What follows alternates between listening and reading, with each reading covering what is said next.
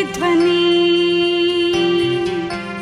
ఇది క్రీస్తు యేసు ప్రేమ ధ్వని, ఇది జగతిలో మ్రోగే సిలువ ధ్వని. పిలుచుచున్నది ప్రతి వారిని, వినుమా విశ్వసించుమా.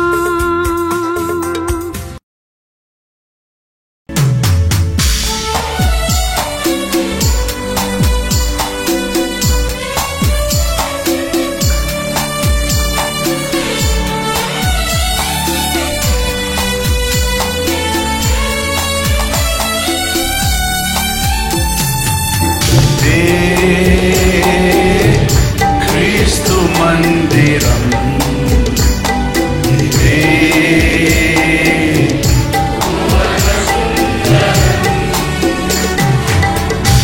ఈ ప్రేమ మందిరాన కలిసుందామందరం, ఈ ప్రేమ మందిరాన కలిసుందామందరం, కలిసుందామందరం, కలిసుందామందరం. ఇదే క్రీస్తు మందిరం, ఇదే భువన సుందరం. ఆశయాలకి మార్గం, ఆనందానికి స్వర్గం. ఆశించిన వారికల్లా ఇది మహదాశ్రయ దుర్గం.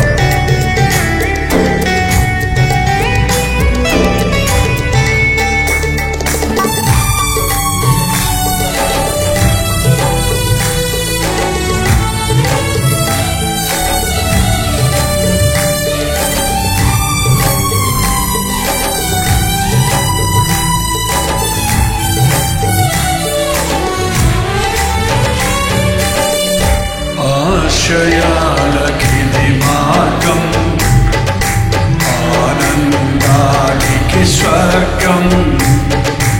ఆశయాలకిది మార్గం,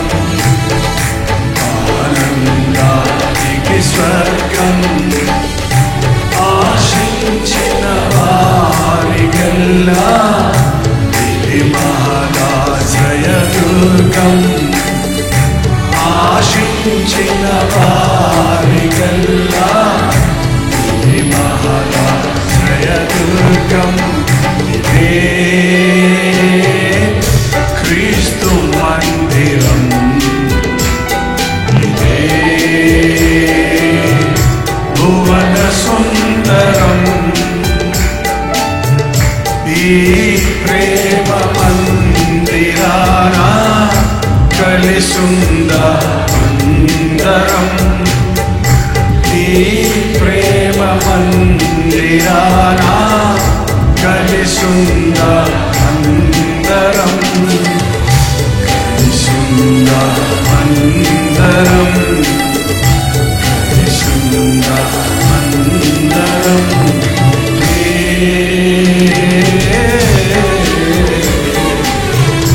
క్రీస్తు మందిరం. పాపాలకు పాపాలకు తావులేని నందనం, కాపాడే ప్రభు చెంత చేరిన అభినందనం.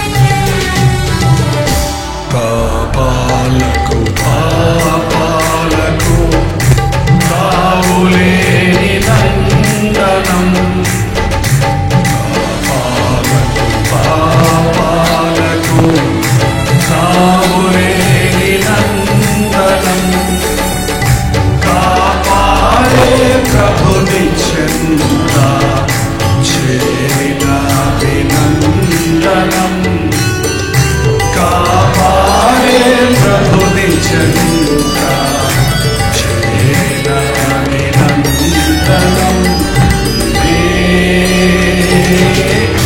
క్రీస్తు మందిరం ఇదే భువన సుందరం ఈ ప్రేమ మందిరానా కలిసుందరం ఈ ప్రేమ మందిరానా కలిసుందరం కలిసుందరం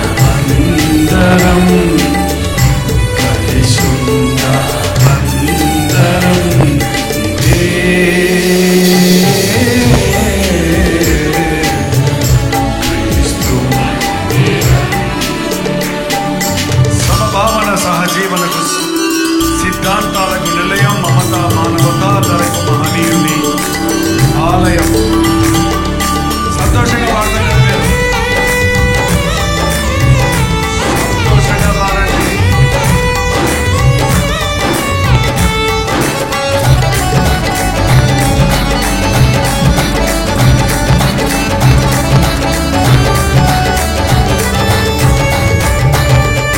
సమభావన సహజీవన సిద్ధాంతాలకు నిలయం సమభావన సహజీవన సిద్ధాంతాలకు నిలయం మమతా మానవతాలకు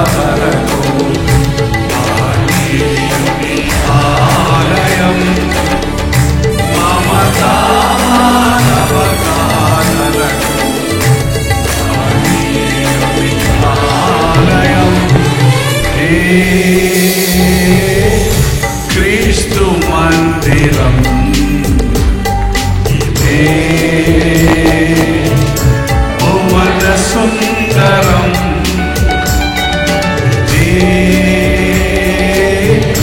క్రీస్తు మందిరం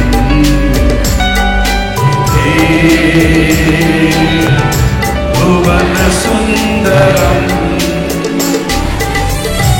ఈ ప్రేమ మందిరానా కలిసుందరం ఈ ప్రేమ మందిరానా కలిసుందరం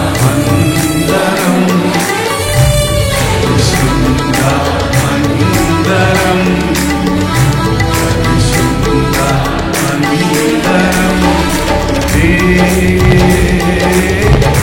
క్రీస్తు మందిరం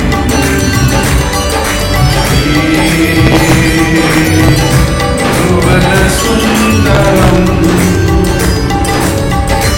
ఈ ప్రేమ మందిరానా కలిసుందరం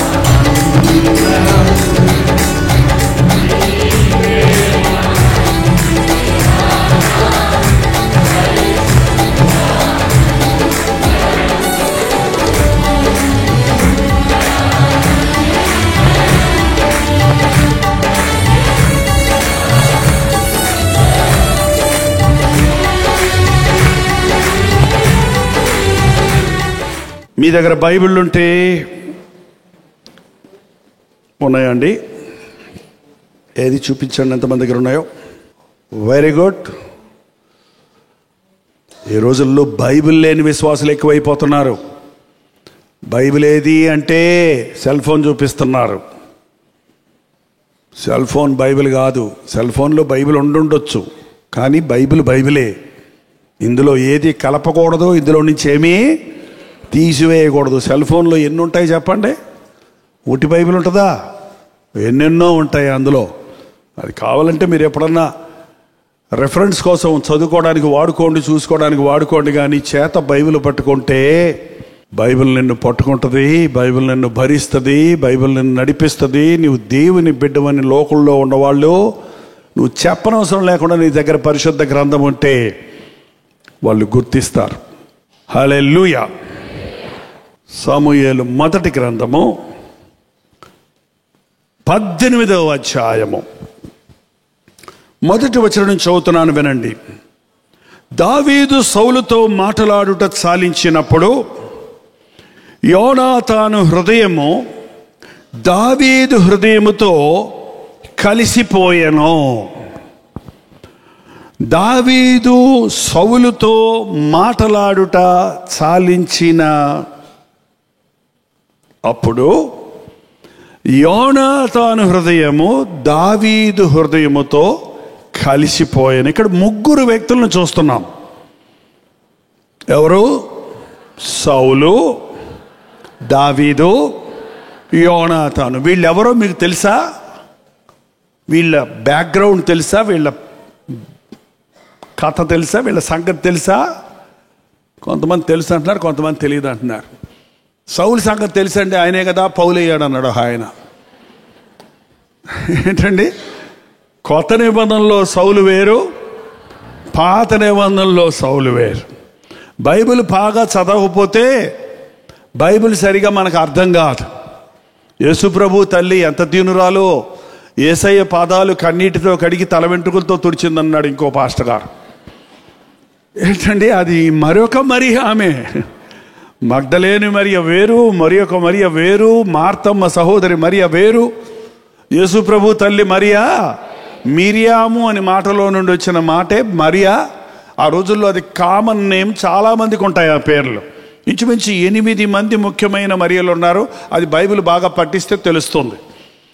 ఒక వ్యక్తిని గురించి మనం వినకముందు ఆ వ్యక్తి సంగతి తెలుసుకుంటే సులభంగా మనం వాటిని గ్రహించగలుగుతాం. ఈ సౌలు సుందరుడు, భాగ్యవంతుడు, చాలా గాడిదలు ఉన్నాయి ఆయన ఆస్తి. తండ్రి గాడిదలు తప్పిపోతే వాటిని వెతకడానికి వెళ్ళి వెతుకుతూ ఉన్నప్పుడు ఒక ప్రవక్తను చూసి, ఈ ప్రవక్త దగ్గర ప్రార్థన చేయించుకుంటే మన గాడిదలు దొరుకుతాయి, ఎటుపోయినాయో వారు చెప్తారు అని చెప్పి సమూయేలు ప్రవక్త దగ్గర వచ్చాడు. కానీ సమూయేలు, నీ గురించి దేవుడికి గొప్ప ప్రణాళిక ఉందయ్యా, నిన్ను ఇశ్రాయేలులకు రాజుగా చేయమని అభిషేకించమని దేవుడు నాకు చెప్తున్నాడు అని ఒక రాత్రంతా మేడ మీద కూర్చోబెట్టి సౌలుతో కలిసి ప్రార్థన చేసి సౌలుకు దేవుని ప్రణాళికను తెలియజేసి అతన్ని అభిషేకించినప్పుడు, సమూయేలును వదిలిపెట్టినప్పుడు దేవుడు అతనికి కొత్త మనసు ఇచ్చను అని ఉంది. ఆ తర్వాత రాజు అయ్యాడు. ఇశ్రాయేలులకు మొట్టమొదటి రాజు ఎవరంటే, అంతవరకు ఇశ్రాయేలులకు దేవుడే రాజుగా ఉండాలని ఆశపడ్డాడు. అందరికీ రాజులు ఉన్నారు, మాకు కూడా రాజు కావాలని ఇశ్రాయేలు జనాంగం విసిగించినందు మూలాన ఒక రాజును ఏర్పరచడానికి దేవుడు సౌలును ఎన్నుకొని మొట్టమొదటి రాజుగా అభిషేకించాడు. అలాంటి గొప్ప ఆధిక్యత దొరికింది సౌలుకి. దేవుడి చేత ప్రేమించబడినవాడు, రక్షించబడినవాడు, దీవించబడినవాడు. కానీ ఆ సౌలు తొందరలోనే గర్విష్ఠైపోయాడు, తొందరలోనే అవిధేయుడైపోయాడు, తొందరలోనే మూర్ఖత్వాన్ని చూపించాడు. దేవుని ప్రేమను మర్చిపోయి 2 సంవత్సరాలు మాత్రమే దేవుని కొరకు నమ్మకంగా ఉన్నాడు. ఆ తర్వాత తనను భక్తిలో నడిపించిన సమూయేలు మాటలు లెక్క చేయలేదు, తనకు ఇంత గొప్ప ఆధిక్యత ఇచ్చిన దేవుని మాటను వినలేదు. తను దేవుని ఆశీర్వాదాలు పోగొట్టుకొని బలహీనుడైపోయాడు, డిప్రెషన్లోకి వెళ్ళిపోయాడు, దురాత్మకు చోటిచ్చింది. ఏది కూడా సరిగ్గా అర్థం చేసుకోలేని వ్యక్తి అన్నమాట. ఎవరిని నమ్మడు, ఎవరిని ప్రేమించడు. సొంత భార్యను, సొంత కుమారుణ్ణి, సొంత అల్లుడిని కూడా చంపాలని ప్రయత్నించేవాడిని ఏమంటారు చెప్పండి? కొడుకు మీద బూతులు తిట్టేవాడు కొడుకుని ఏమనాలి? వాడిని ఆగడగొట్టి దాన్ని కొడుకా అన్నాడు, ఏదో అన్నాడండి. ఏంటండి, వెళ్ళు విరిసి నాతాను చంపాలనుకున్నాడు. దావీదును చంపాలనుకున్నాడు. అసూయతో నిండిపోయి ఉన్నాడు, కోపంతో నిండిపోయి ఉన్నాడు, దుఃఖంతో నిండిపోయాడు. దేవుని ఆత్మను పోగొట్టుకున్న వాళ్ళకి మిగిలేవివే. దేవుడు నీతో ఉన్నంత వరకు శూరకార్యాలు చేయగలుగుతావు నీవు. దేవుని సన్నిధి మనతో ఉన్నంత వరకు మనం ఏమైనా సాధించగలుగుతాం. కారణం మనం కాదది, మనల్ని బలపరిచే ప్రభు ద్వారా. ప్రభువును పోగొట్టుకున్నప్పుడు, మరి ముఖ్యంగా ప్రభువును ఎరిగిన తరువాత, ప్రభు ఇచ్చిన కొత్త మనసును పొందిన తరువాత, ప్రభు చేత హెచ్చించబడిన తరువాత, ప్రభు చేత ఆశీర్వదించబడిన తర్వాత తప్పిపోతే వారి స్థితి ఘోరంగా ఉంటుంది. అట్టి స్థితిలో ఉన్నవాడు సౌలు. ఇక్కడ ఈ సందర్భంలో మరి దావీదెవరు? కేవలం ఒక గొర్రెల కాపరి. ఈ సౌలును తృణీకరించినప్పుడు నేను మరొకడిని కనుగొన్నాను అని చెప్పాడు. అప్పటికి బాలుడే దావీదు. కానీ సమూయేలుని పంపించి యెష్షయి కుమారుడు, యెష్షయి వేరు ఓకేనండి, యెష్షయి కుమారుడైన దావీదుని అభిషేకించాడు నెక్స్ట్ రాజుగా ఉండటానికి. కాబట్టి ఆ సందర్భంలో గొల్యాతు వచ్చి ఇశ్రాయేలు జనాంగం మీద విర్రవీగుతున్నప్పుడు, నన్ను ఓడించండి, మేమందరం మీకు లోబడతాం, లేకపోతే మీరు ఓడిపోతే మీరందరూ మాకు లోబడండి, నాతో వచ్చి ఎవడైనా యుద్ధం చేయండి అంటే సౌలు ముందుకు రాలేదు. దావీదు అన్నలు ఆజానుబాహులు ముందుకు రాలేదు. ఎవరి చేత కాలేదు. కానీ దావీదు, నేను ఆ సున్నతి లేని ఫిలిష్తీయుడిని నేను నా యెహోవా నామములో జయిస్తానని ముందుకెళ్ళి జయించాడు. అలాంటి వీరుడుగా విశ్వాసిగా ఉన్నవాడు దావీదు. మరి మూడో వ్యక్తి ఎవరు? ఈ యోనాతాను. యోనాతాను ఒక బ్యూటిఫుల్ క్యారెక్టర్ అండి బైబిల్లో. చాలా చక్కటి మనసు కలిగిన వ్యక్తి. యోనాతాను ఎవరంటే సౌలు కుమారుడు. ఏ సౌలు? ఈ సౌలే. తండ్రి మనసు ఎట్టుందో కుమారుడు మనసు అట్టకుండా సాధారణంగా. కానీ ఈ తండ్రికి కుమారుడికి చాలా తేడా ఉంది. తండ్రి తప్పిపోయాడు కదా అని, తండ్రి మూర్ఖంగా ప్రవర్తిస్తున్నాడు కదా అని ఈ యోనాతాను తండ్రి పద్ధతిని అనుసరించలేదు. గమనించండి, నేను కొన్నిసార్లు చూస్తాను, తాగుబోతు కుమారులు ఏమవుతారని ఉంటారంటే తాగుబోతులు అవుతారంటారు మీరు అదా. నాకు తెలుసు, పక్కా తాగుబోతు కుమారుడు అసలు తాగుడు జోలుకు పోకుండా తండ్రి చేసే దాని గురించి బాధపడుతూ, తండ్రిని మార్చాలని శ్రమపడుతూ, తండ్రిని హెచ్చరిస్తూ, తండ్రిని ప్రేమించి, తండ్రి చేసినది నేను అస్సలు చేయకూడదు, అసలు ఆ పరిస్థితి దిగజారకూడదని నిష్టగా బ్రతికేటువంటి కుమారులు తెలుసు. మనం అనుకుంటాం గయ్యాలి అమ్మ కూతురు ఏమవుద్దండి? గయ్యాలి అవుద్ది, పరమ గయ్యాలి అవుద్ది. కానీ నేను చూశాను, ప్రభు వాక్యం ఒక వ్యక్తి విన్నప్పుడు తల్లి ఎంత గయ్యాలైనా, మా అమ్మ గయ్యాలి, నేను అట్లా ఉండకూడదు, నేను నా తల్లి కాదులాగా కాదు, నేను దేవుని మనస్సు కలిగి ఉండాలని శాంతం కలిగి తల్లిని ఓరడింపజేసే, తల్లిని హెచ్చరించే కుమార్తెలుగా ఉన్నవారు నేను ఎంతోమందిని చూశాను. అటువంటి స్థితి యోనాతానులో చూస్తున్నాం. తండ్రి చెడిపోయాడు కదా, తండ్రి అసూయతో నిండిపోయాడు కదా అని తండ్రితో ఏకీభవించలేదు. కానీ యోనాతాను ఒక మంచి మనస్సు కలిగి ఉన్నాడు, విశాలమైన మనస్సు కలిగి ఉన్నాడు. నన్ను ఎవడైనా అర్థం చేసుకుంటాడా? మా నాన్న సంగతి చెప్తే ఎవరికి అర్థం కావట్లేదు. సాధారణంగా అండి, కుమారులు తమ హృదయాన్ని తల్లిదండ్రులతో పంచుకుంటారు, కుమార్తెలు తమ తల్లిదండ్రులతో పంచుకుంటారు. ఏంటండి, పంచుకోవడానికి ఎవరన్నా కావాలని ఆశపడతారు. ఫస్ట్ ఛాన్స్ ఎవరికి ఇస్తారంటే అమ్మతో చెప్పుకుందాం లేదా నాన్నతో చెప్పుకుందాం అని ఆశపడతారు. ఈ రోజున అమ్మ నాన్నలు ఎట్టున్నారంటే పిల్లల మనస్సును గ్రహించేవారిగా లేరు, పిల్లల్ని చూడంగానే ఏళ్ళు చూపించేవారిగానే ఉన్నారు. ఇక ఏదో చెబుదామని వస్తే అన్నాడు అనుకో, ఇంకేం చెప్తారు వాళ్ళు? ఏమీ చెప్పకముందే ఏళ్ళు చూపిస్తున్నాడు, చెప్తే కత్తి చూపిస్తాడేమో రా నాయన, గఠౌట్ అంటాడేమో ఇంట్లో నుంచి మా నాయన అని ఈ రోజున పిల్లలు తల్లిదండ్రుల దగ్గర మనసు పంచుకోకుండా బయట వాళ్ళ దగ్గరికి వెళ్ళిపోతున్నారండి. బయట వాళ్ళు ఎవరు అర్థం చేసుకోగలరు? నీ బిడ్డల్ని నువ్వే అర్థం చేసుకోవాలి. నీ బిడ్డల్ని నువ్వు పెంచి పెద్ద చేస్తున్నప్పుడు వారి యొక్క టెంపరెన్స్ అంటారు, వారి యొక్క తత్వం ఎలా ఉంటుంది. మనకు 4-5 బిడ్డలు ఉంటే అందరూ ఒకలా ఉండరు, ఒక్కొక్కళ్ళు ఒక్కొక్క విధంగా ఉంటారు. ఒక్కొక్కళ్ళు తిడితే బాగుపడతారు, ఒక్కొక్కళ్ళు తిడితే మొండికెత్తుతారు, ఒకళ్ళు చెప్తే వింటారు, ఒకళ్ళు చెప్తే వినరు.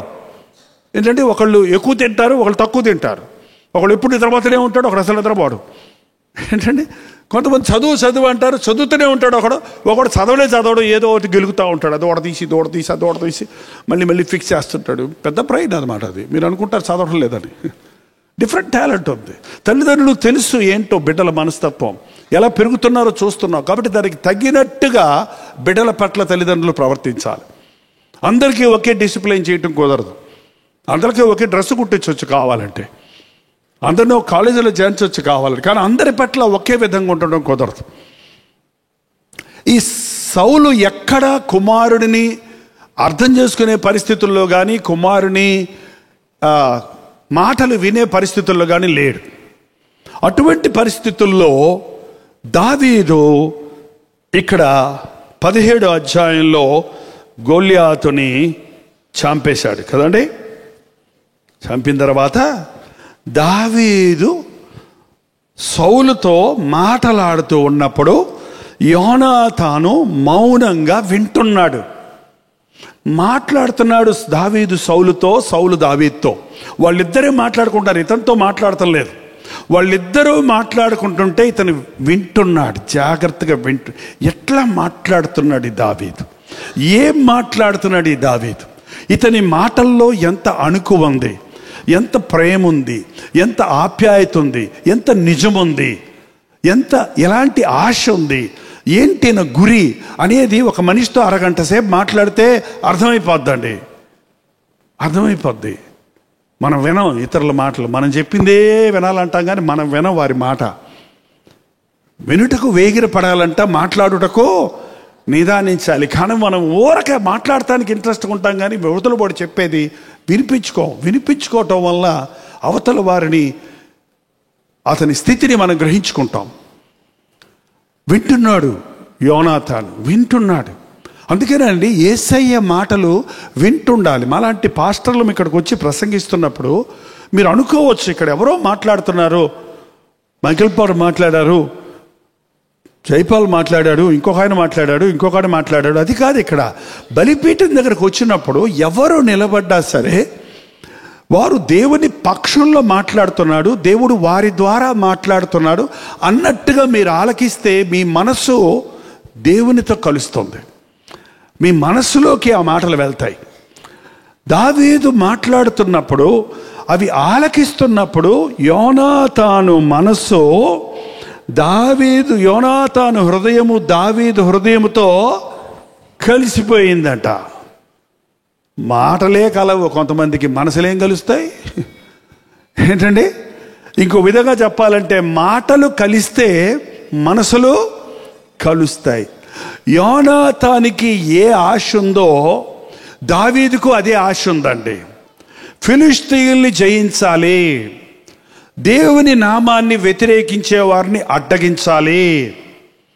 ఈడెవర్ర వచ్చి దేవుని జనాంగాన్ని దూషిస్తున్నాడు అని రోషం తెచ్చుకున్నాడు దావీదు. అదే హృదయం కలిగి ఉన్నవాడు యోనాతాను. మీరు ఒకసారి చూస్తే 14వ అధ్యాయంలో, అదే సమూయేలు గ్రంథం 14వ అధ్యాయంలో 6వ వచనం చదివితే, యోనాతాను సున్నతి లేని వారు దండు కాపురులుగా మీ మీదకు పోదుము రమ్ము, యెహోవా మన కార్యములు సాగించునేమో,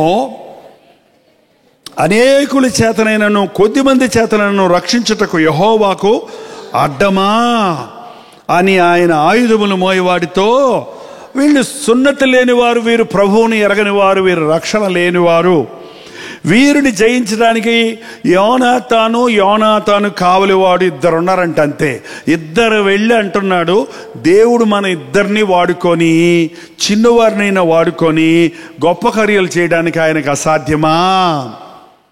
అదే మాటలు అన్నాడు. వాడు కత్తి సాము కర్ర సాము తెలిసిన వాడయ్యా, యుద్ధ సమర్థుడు వాడు, నువ్వు గొర్రెలు కాచుడు వాడి, నువ్వెలాగా గొలియాతును జయిస్తావని సౌలు అంటే ఏమన్నాడు? నేను గొర్రెలు కాచుకుంటున్నప్పుడు ఒకసారి సింహాన్ని చీల్చాను, ఎలుగుబంటును చీల్చాను, ఎలుగుబంటును సింహమును చీల్చుటకు సహాయం చేసిన దేవుడు సున్నతి లేని ఈ గొలియాతును జయించుటకు దేవుడు నాకు శక్తి. అదే విశ్వాసము యోనాతానులో కనపడుతుంది, దావీదులో కనపడుతుంది. వాళ్ళ సొంత బలం కాదు, దేవుని బలం మీద ఆధారపడుతున్నారు వాళ్ళు. యోనాతాను అంటున్నాడు, ఇది దేవునికి అసాధ్య, అనేకులైనను కొద్దిమంది చేతనను రక్షించుటకు యెహోవాకు అడ్డమా, ఆయన చేయగలడు అని యుద్ధం చేసినటువంటి వ్యక్తి తనకున్న ఆశే దావీదులో ఉండటం చూశాడు. దేవుడిని మహిమపరచాలి అనే ఆశ అండి. ఇలా గెట్టుగెదర్లకు వస్తున్నప్పుడు మన మనసులన్నీ ఒకటవ్వాలి. మన మనసులన్నీ ఒకటవ్వాలంటే మన మనసులన్నీ మన ప్రభు అయిన దేవుని ప్రభు వాక్యం మీద లగ్నం చేయాలి.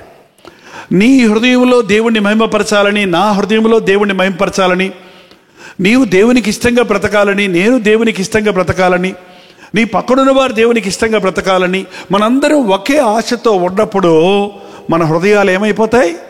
కలిసిపోతాయి.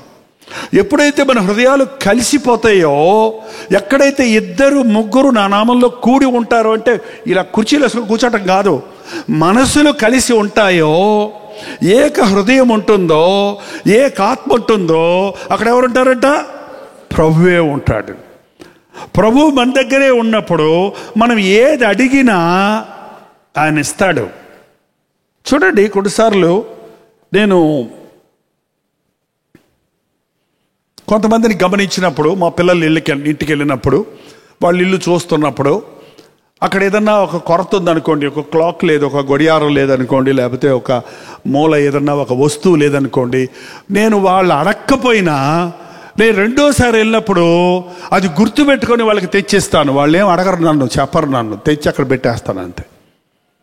అంటే ప్రభువు మన మధ్య ఉంటే మనం నోరు తెచ్చి ప్రభువా నాకు అది కావాలి అడగకుండానే మన మధ్య ఉన్న ప్రభువు మన చూసి మన శరీరాల్లో ఉన్న అనారోగ్యాలు, మన కుటుంబాల్లో ఉన్న లోటులు, మనకు అవసరతలను మనం అడగకముందే మన మధ్య ఉన్న ప్రభువు మనల్ని పరిశీలించి, మన పిల్లల్ని గమనించి, బిడ్డకు పొట్టయిపోయింది, మంచి గౌను కొనాలి, వీరికి పొట్టయిపోయింది, ఇది పెద్ద ప్యాంటు కొనాలి, ఏంటండి బూట్లన్నీ చినిగిపోయి ఉన్నాయి, పాపం వీడికి షూ తీసుకురావాలి అని పిల్లోడు అడగకముందే ఒక తండ్రి తెచ్చిస్తాడా?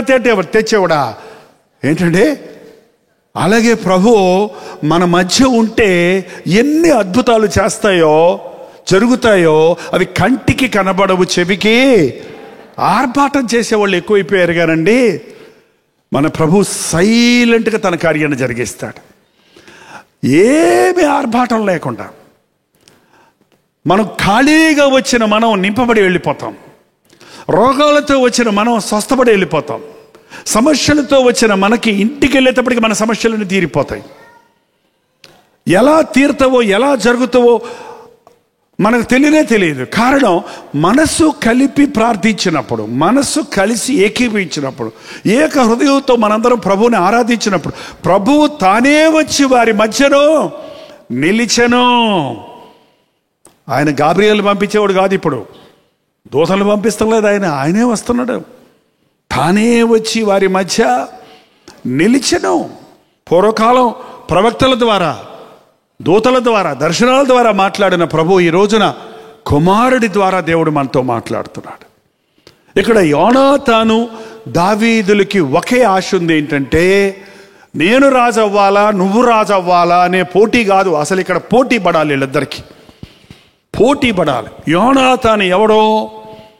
సౌలు రాజు కుమారుడు, ప్రథమ కుమారుడు. అంటే నెక్స్ట్ కింగ్ ఎవరో? యోనాతాను. దేవుడు ఎవరిని కోరుకున్నాడని చెప్పాడు సమూయేలు? అంటే దావీదు ఎవరు? యోనాతానికి రైవల్ అంటారు, పోటీ పడేవాడు అన్నమాట. ఏంటంటే మన దేశంలో ఆపోజిషన్ పార్టీ, రూలింగ్ పార్టీలు ఉంటాయి. వీళ్ళిద్దరు ఎప్పుడన్నా కలుసుకుంటారా? చూడండి, ఇద్దరు షేక్ హ్యాండ్ ఇచ్చుకుంటారా? పక్క నుంచి వెళ్ళినా మూతులుడి తెప్పుకెళ్ళిపోతున్నారు. ఈ మధ్య పూర్వకాలంలో కొంచెం పెద్ద మనుషులు ఉండేవి, కనీసం చిరునవ్వన్న నవ్వేవారు, ఖాళీ ఖర్చు లేకుండా.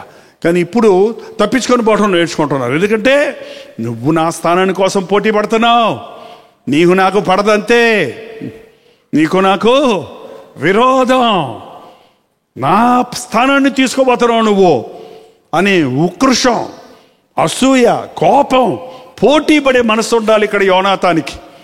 దావీదు మాట్లాడుతుంటే పళ్ళు కొరకాలి, వచ్చాడు మా నాన్న పేస్తున్నాడు బుట్ట.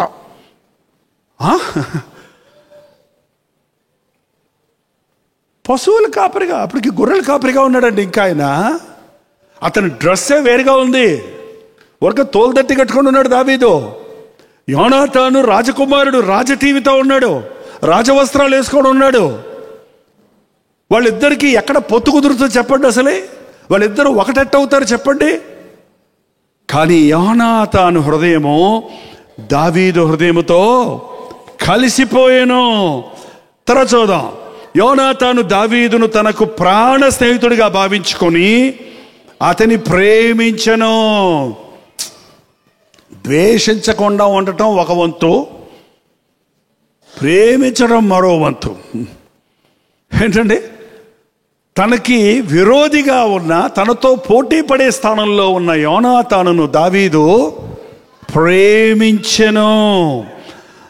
తర్వాత చూద్దాం. ఆ దినమున తన తండ్రి ఇంటికి తిరిగి వెళ్ళి అతన్ని వెళ్ళనీయక సౌలు అతనిని చేర్చుకొనెను.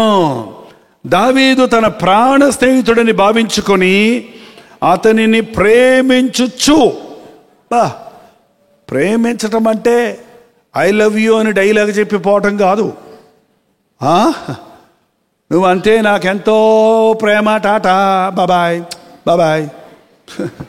ఈ ప్రేమలు ఇవాళ ఉన్నాయి అన్నీ ఒట్టొట్టి ప్రేమలు, ఇవన్నీ యాక్షన్స్. ఏంటండి? ప్రేమించుచు వచ్చెను. యోనాతాను తన దుప్పటిని, తన కత్తిని, తన విల్లును, తన నడికట్టును తీసి ఎప్పుడు ప్రేమిస్తున్నానని చెప్పి చేతులు ముడుచుకుంటే అది ప్రేమ కాదు. ప్రేమ నాలుకతో చూపించేది కాదు, క్రియల్లో చూపించాలి.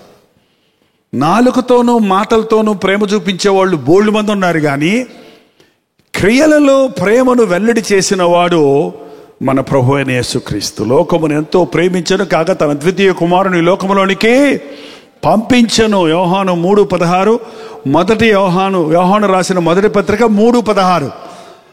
మొదటి తెలుసు మీకు, రెండో చదవండి. మొదటి యోహాను రాసిన మొదటి పత్రిక 3:16. అక్కడ తండ్రి ప్రేమ ఉంది యోహాను సువార్తలో, ఇక్కడ క్రీస్తు ప్రేమ ఉంది. చదవండి అమ్మా. ఆయన మన నిమిత్తము తన ప్రాణము పెట్టెను గనుక ప్రేమ ఎట్టిదని, అది నేను ప్రేమించానని ఆకాశంలో కూర్చొని చెప్పలేదు ప్రభు. తన ప్రాణాన్ని మన కొరకు పెట్టాడు గనుక ప్రేమ ఎట్టిదని మనం తెలుసుకుంటున్నాం. ఇక్కడ యోనాతాను దావీదును ప్రేమించాను అని చెప్పటం కాదు, కానీ తన దుప్పటి, కత్తి, విల్లు, నడికట్టు తీసి దావీదుకి ఇచ్చాను. ఏమేమి ఇచ్చాడు? దుప్పటి దుప్పటి దుప్పటి దుప్పటి దుప్పటి దుప్పటి అంటే మనం కప్పుకునే దుప్పటి అనుకుంటున్నారేమో. ఇప్పుడు మీరు చుడీదారులు వేసుకునే వాళ్ళు దుప్పటి దుప్పటి అంటున్నారు కదా. శాలువా, పైన వేసుకునేటువంటి విలువైన మంచి షీనారు వస్త్రం, విలువైనటువంటి రాజరికాన్ని చూపించే వస్త్రాన్ని ఇచ్చేశాడు. అంతేకాదు తన కత్తి, విరోధి కత్తిస్తే ఎవడన్నా ఏమవుతుంది? ఇస్తారా? తన కత్తి ఇచ్చేశాడు, తన విల్లు ఇచ్చేశాడు, తన నడికట్టు, తన నడుము కట్టుకునే ఆ నడికట్టునిచ్చేశాడు. తనకున్న రాజ టీవీలో చూస్తున్నాడు దావీదుని. ఎంతగా ప్రేమించాడంటే తన స్థానాన్ని, తనకున్నవన్నీ తనకు అప్పగించినంతగా ప్రేమించాడు. దావీదులో తనను చూసుకుంటున్నాడు, సమస్తము ఆయనకు అప్పగించాడు. ఏంటండి? దావీదు వాటిని తీసుకున్నాడు. ఈ కథ చాలా పెద్దది, క్లుప్తంగా మనం ముగించుకుందాం. ఈ ఒక్క మాట ఈరోజు ముఖ్యంగా మనస్సులు కలవాలండి. మనస్సులు కలవాలంటే మాట్లాడుకోవాలి. మనస్సులు కలవాలంటే దేవుని మాట వినాలి. దేవుని మాటలు వింటున్నప్పుడు నాకు మీరు చాలామంది దేవుని మాటలు టీవీ ద్వారా వింటున్నారు, నేరుగా వచ్చి వింటున్నారు. అందుకే నేను ఏ ఊరికి వెళ్ళినా మొట్టమొదటిసారి మిమ్మల్ని చూసినా కొత్తోళ్ళని చూసినట్టు ఉండదు. నాకేంటో నాకు కొత్తోళ్ళని చూసినట్టు ఉండదు. నేను ఏ ఊరిలో నన్ను కొత్తోళ్ళలాగా ఎగాదిగా చూడరు. ఎవడైనా అని చూడడం. ఎందుకంటే వాళ్ళు ఆల్రెడీ నా మాటలు వింటున్నారు, నా ద్వారా దేవుని మాటలు వింటున్నారు. నా మాటలు వినేవారు నేను ముఖాముఖిగా చూడలేదు, కానీ ఆ యొక్క దేవుని బంధం, ఆ అనుబంధం, ఆ దేవుని ఆత్మ, దేవుని ప్రేమ ఆ ఐక్యతను కలుగజేస్తుంది. నాకు తెలియదండి నిజంగా నా కొరకు ఎంతమంది ప్రార్థన చేస్తున్నారో. కొన్నిసార్లు నాకు ఎవరు లేరే, చిన్న సంఘమే, ఎవరు పట్టించుకునేవాళ్ళు, సహాయకులు లేరే అనుకున్నట్టుగా నేను అనుకుంటుంటాను. కానీ ఆయా సమయాలలో పరిశుద్ధాత్ముడు ఇలా బయలుపరుస్తున్నప్పుడు, ముఖ్యంగా ఈరోజు ఇప్పుడు నేను గ్రహిస్తుంది ఏంటంటే, నా బోధ వినేవారు, ఆ బోధలోని క్రీస్తును ప్రేమించేవారు, నేను ప్రేమించిన క్రీస్తును ప్రేమించిన వారందరూ నాతో ఏకీభవిస్తున్నారు.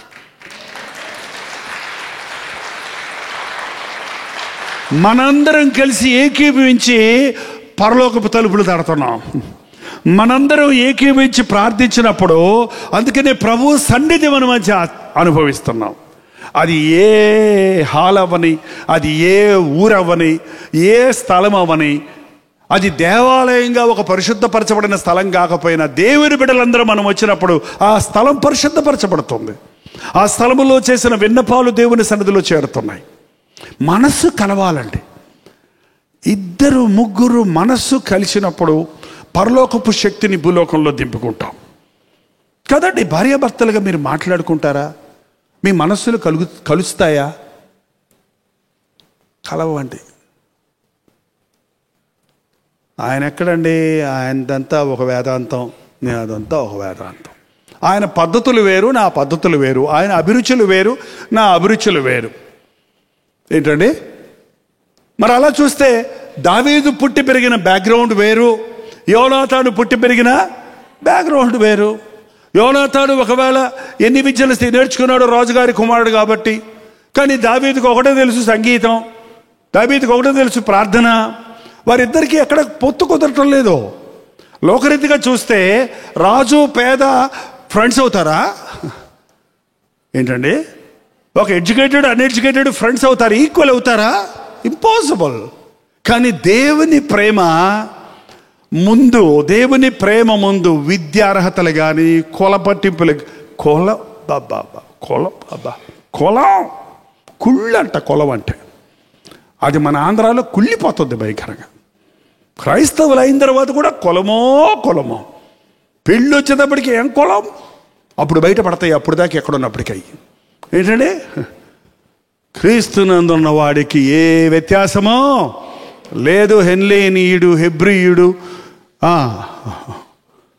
యూదుడు అనే వ్యత్యాసం లేదు. క్రీస్తు రక్తంలో కడగబడిన వారందరూ, క్రీస్తును బోధించే మేమందరం బోధకులం, పాటలు పాడే వారందరూ గాయకులు, మీరందరూ విశ్వాస కులం.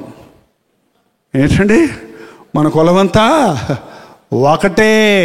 క్రీస్తులోకి వచ్చిన తర్వాత కుల సంఘాలు ఉండకూడదండి, కుల భేదాలు ఉండకూడదు, కులానికి ప్రాముఖ్యత ఇవ్వకూడదు. క్రీస్తు ప్రేమ మనల్ని పరివేసినప్పుడు ఏ మనిషి, అది కాదండి నాకు తెలియక అడుగుతాను, ఒక కులానికి చెందిన వాళ్ళందరికీ ఏ గ్రూపు, ఇంకొక కులానికి చెందిన వాళ్ళందరికీ బి గ్రూపు, ఇంకో కులానికి చెందిన వాళ్ళందరికీ సి గ్రూపు అని ఏమన్నా వ్యత్యాసాలు ఉన్నాయా చెప్పండి? అప్పుడు పెట్టుకుందాం కులాలని. మీకు బ్లడ్ కావాల్సి వచ్చినప్పుడు మా కులం వాళ్ళ బ్లడ్డే తీసుకుంటానంటే వాళ్ళకి ఆ బ్లడ్ నీకు సూట్ అవ్వలేదే అంటాడు. ఎందుకంటే వాళ్ళది ఏ గ్రూపు, నీది బి గ్రూపు, వాళ్ళది ఓ గ్రూపు. ఏంటంటే అన్ని కులాలకి అన్నీ ఉన్నాయి. ఒకటే మనకు సూట్ అవ్వదు ఏంటంటే కోతి రక్తం మనకు సూట్ అవ్వదు. అవుద్దా? దేవుడు లేడు, దయ్యం లేడు, నేను కోతుల నుంచి చచ్చాడంటే ఒక అబ్బాయి. ఎప్పుడు పిలిచినా పాస్టర్ గారు ఊరికంటే మీకు పని లేదు పాట లేదు, ఓ వరకే మాతం అంటారు, భక్తి అంటారు. దేవుడు లేడు, దయ్యం లేడు. మరి నువ్వు ఎట్లా వచ్చావయ్యా? కోతులో నుంచి వచ్చామండి, మీకు తెలియపోతే సైన్స్ చదవండి అని చెప్పి వాదించేవాడంట. ఆయన హాస్పిటల్లో ఉండి పాస్టర్ గారికి ఫోన్ చేశారంటండి, ప్రాణాపాయ స్థితిలో ఉన్నారండి అని. వెళ్ళేటప్పుడు సరిగ్గా అప్పుడే డాక్టర్లు పరిగెడుతున్నారంట. బ్లడ్ కావాలండి, బ్లడ్ కావాలి, 4 బాటిల్ బెడ్కి ఇస్తే కానీ చచ్చిపోతాడంట అంటే అయ్యో అయ్యో అయ్యో అంటున్నాడంట. పాస్టర్ గారు వెళ్ళారంట, అయ్యో నాయనా బ్లడ్ ఎక్కించాలంటే పాస్టర్ గారు ప్రార్థన చేయండి, కూతురు రక్తం 4 బాటిల్ తెప్పించమంటావు బాబు? పాడదు. క్రీస్తు రక్తంలో కడగబడిన వాడికి ఈ వ్యత్యాసాలు లేవు. సొంతోళ్ళని, ఇంటోళ్ళని, మా కులమోళ్ళని, మా జాతోళ్ళని, మా భాషోళ్ళని, మా దేశపోళ్ళని, అది మనం కల్పించుకుంది. యేసుక్రీస్తు ప్రేమ మనల్ని పెనవేసినప్పుడు మంది ఒకే యాజకులం. మనం ఏ కులం? యాజకులం. రాజులం. మనం రాజులం. మీకు ఇష్టం లేకపోతే అట్ట చెప్పుకోండి. మీరు ఎవరంటే రాజులం అని చెప్పండి. వాళ్ళు ఏదో అనుకుంటారు, ఆ రాజులు అనుకుంటారు. యాజకులం, రాజులం, విశ్వాసులం. క్రీస్తు ప్రేమ ముందు వ్యత్యాసాలు లేవండి. ఎంతగా ఒక విరోధితో కూడా మనసు కలిసిందంటే వారిద్దరి మధ్య ఉన్న బంధం దేవుని ప్రేమ. దేవుని ప్రేమ కలిసిన వారు ఇద్దరు ఏకీవిస్తే గొప్ప కార్యాలు జరుగుతాయండి. దయచేసి విజయవాడలో మేము పెద్ద సంఘాలు కట్టాలని లేకపోతే పెద్ద సేవ చేయాలని నాకు ఆశ ఎప్పుడు లేదండి. మనసు కలిసిన వారితో పని చేయాలి, దేవుని పని చేయాలి. నా పని కాదు, దేవుని పని చేయాలి. మనసులు కలిసిన వారు నలుగురుంటే చాలు. ఏంటండి, మంచం మీద మోసుకొచ్చారు అన్ని. ఎవరిని? పక్షపాతం వచ్చి మంచం మీద పడున్నాడు. అయ్యా నన్ను ఎవరైనా తీసుకెళ్ళండి యేసుప్రభు దగ్గర, నేను నడవలేను అంటే నలుగురు ఏకమయ్యారండి. నలుగురు ఏకమై మంచాన్ని 4 మూల పట్టుకొని మోసుకొచ్చారు కాబట్టి ప్రభు దగ్గరికి తెచ్చాడు. ఒకడు నేను రానురా, ఒకడు నేను పట్టనురా, వాడి పిచ్చా నీకేమన్నా అని నలుగురు మధ్యలో వదిలేస్తుంటే, మధ్యలో గొడవ పెట్టుకొని ఉంటే ప్రభు దగ్గరికి వచ్చేవాడా? తీరా మోసుకొచ్చిన తర్వాత కిటకిటలాడుతున్నారు జనం. గుమ్మాల ముందంతా జనం కూర్చొని ఉన్నారు. లోపలికి మంచం తీసుకెళ్తానికి దారి లేదు. పదండ్రా ఇంటికన్నారా? ఒకడు చెప్పుంటాడు, ఐడియా వేద్దాంరా, రేయ్ పైకెక్కి నేను పైకెక్కుతా, తాడు కట్టి మీరు పైకి లాగండి, నేను పెంకులు తీసి పెడతా. అప్పుడు పెంకులు ఉండే కదా, పెంకులు తీసి పెడతాను మీరు అని నలుగురు ఒకటయ్యారు. అరే నేను పేతురు చెప్తా, కర్ర తీసుకొస్తాడు అని ఒకడన్నుంటే గందరగోళం భయం ఉండేది అక్కడ. నలుగురు ఒకటైతే దింపారట మంచాన్ని. యేసుప్రభు ముందు దిగుతుంటే పైనుండి అందరు స్టన్ అయిపోయారు. ఏంట్రా అని బైబిల్లో రాయబడింది. యేసు ఆ రోగిని చూడలేదు. ఎవరిని చూశారో తెలుసా మీకు? వారి విశ్వాసమును చూచి, వారి ఏకత్వాన్ని చూసి వీడిని స్వస్థపరిచాడట. ఇవాళ నశించిపోతున్న ఆత్మలను సంపాదించాలంటే కనీసం మనస్సు కలిసిన నలుగురు కావాలి. ఏంటండి, పోరాడుతున్నాం, ఆత్మల కొరకు ఏదైనా చేయాలి. నశించిపోతున్న వారు ఉన్నారు, చెదిరిపోతున్న వారు ఉన్నారు, ఎరగని వారు ఎందరో ఉన్నారు, కృంగిపోయిన వారు ఎందరో ఉన్నారు. వారిని ప్రభు కొరకు సంపాదించాలి అని ఆశ కలిగిన నలుగురు. మెడ్రాసులో నేను సేవ ప్రారంభించినప్పుడు రెండోసారి అంటే ఆంధ్ర వెళ్ళి మళ్ళీ తిరిగి ప్రారంభించేటప్పటికి అందరూ చెదిరిపోయారు. అంతకుముందు సంపాదించిన విశ్వాసులు. 1-2 యవనస్తులు దొరికారు నాకు. ఒక ఆయన పొట్టిగా ఉంటాడు, చాలా పొట్టి, ఒక 4 అడుగులు ఉండడం. ఏంటండి, నేనేమో 6 అడుగులు ఉన్నాను. అప్పుడు సన్నగా ఉండేవాడిని. నేను ఆయన ఇద్దరం మోకరించి ప్రార్థన చేసి ఎక్కడికన్నా మీటింగ్కి వెళ్తే మమ్మల్ని ఇద్దరు ఎగాదిగా చూసేవాడు. ఈడెవడరా సన్నగా పొడగొన్నాడు, ఈడెవడరా పొట్టిగా లావున్నాడని. నాకు కొంచెం ఒక్కోసారి సిగ్గు అనిపించేది. కానీ నడి రోడ్డు మీద మేమిద్దరం కలిసి ప్రార్థన చేయటం మొదలుపెట్టినప్పుడు 3వ వాడు, 4వ వాడు, 5వ వాడు గొప్ప ఉద్యోగం వచ్చి 100 మంది 1000 మంది రక్షించబడటానికి కారణమయ్యా. మనసు కలిసింది. ఫిజిక్స్ సరిగా లేదు, ఒకలాంటి భాషగా కలవకపోవచ్చు, అవతారం మన ఫిజికల్ బాడీ వ్యత్యాసంగా ఉండొచ్చు, మన ఎడ్యుకేషనల్ బ్యాక్గ్రౌండ్ వ్యత్యాసంగా ఉండొచ్చు. ఏక మనసుతో ఇద్దరు కలిసి ప్రార్థిస్తే 3 అవుతారు, 4 అవుతారు, 10 మంది అవుతారు. దేవుని నామానికి మహిమ కలుగుతుంది. మనం దేవుని మాటలు వింటున్నప్పుడు దేవుని ప్రేమ మనల్ని పెనవేస్తుంది. మరి అక్కడి నుంచి అంటే ఏదో ఒక సందర్భంలో ఒక ప్రసంగం విని లేకపోతే ఒకసారి మాటలు విని ఒక ప్రేమ పుట్టడం, ఆ తర్వాత అది ఫేడ్ అయిపోవటం కాదు. యోనాతానులోని గొప్పతనం ఏంటంటే తనకు రావలసిన రాజరికాన్ని దొంగిలించే వ్యక్తిగా ఉన్నప్పటికీ, లేక దాన్ని దోచుకున్నవాడు అయినా అతన్ని ఎంతగానో ద్వేషించాలి, అసూయపడాలి, పగబట్టాలి. కానీ యోనాతానుకు ఎంత చక్కటి హృదయం ఉందంటే, తండ్రి మనసు చూస్తే రేయ్ నోరు ముయ్యరా, దావీదు గురించి నా దగ్గర నోరు ఎత్తకరా, నాన్న దావీదు ఏం తప్పు చేశాడు, వాడు చావాలి, ఆయన ఏం తప్పు చేశాడు, తండ్రితో వాదిస్తున్నాడు దావీదుని గురించి. నువ్వు అడ్డం తెలుగు నేను వాడిని చంపుతానంటే తప్పునన్నా నువ్వు చేసేది. అక్కడ సౌలుకి అల్లుడే దావీదు, అయినప్పటికీ చంపాలని ప్రయత్నిస్తున్నాడు, అసూయతో నిండిపోయి ఉన్నాడు. దావీదుని ఎవరన్నా పొగిడితే ఈయనకి కొత్తలాడుతుంది బ్లడ్. ఏంటంటే సౌలు వేల కొలది చంపెను అని లేడీస్ అందరూ పాట పాడుతున్నారంట అక్కడ, స్త్రీలందరూ. అంటే ఈయన కాలు రగరేసుకొని హా అన్నాడంట. రెండో చరణం ఏంటంటే దావీదు అనగానే 10,000 కొలది చంపెను అనగానే ఎందుకట ఉడికిపోతారో నాకు అర్థం కాదు. ఎవరినన్నా పొగుడుతుంటే కొంతమందికి నువ్వి